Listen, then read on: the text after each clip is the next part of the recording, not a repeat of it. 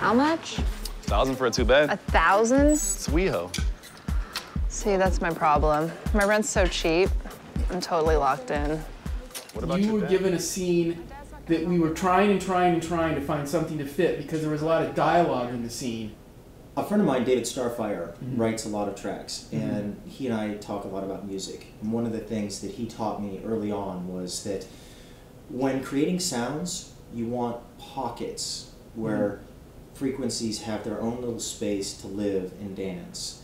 So when I approached your scene, right, what I realized was the dialogue was sitting up in sort of the highs, right? So I knew I needed to leave the highs alone for the dialogue to have their own place for clarity. So I went after music that was intentionally negated in the highs. It was only mid and lows is what I composed for that scene. And the music should simply carry this lower frequency to kind of give it a, you know, an emotional push, Right. you know? And that's what I did. I just, you know, in dialogue, she changes to a little, like, kind of spooky thing, you know, and that's the point where I changed the bass line up to make kind of a spooky experience. She fancies herself a witch, right?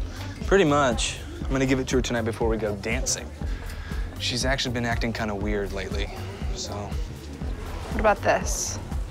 Oh, Fran, good job. When you wrote that music, you were in a pretty dark place. I was going through a pretty severe breakup, and yeah, it was a wreck. I haven't had a breakup that painful in about 10 years. Yeah. And yeah, it was interesting when you approached me about it. I was still just like knee deep in it, you know. And actually, it was a really good time for you to ask me to do something because I was like, you know, life goes on. Yeah, the Buddhists have this term called the charnel space. The charnel space, like it's a place where like death and rebirth occur, and it's like messy, and it's like the thick of it.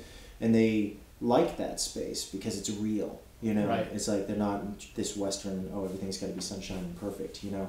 So it's like, yeah, when things are screwed up, everything is perfect in a way.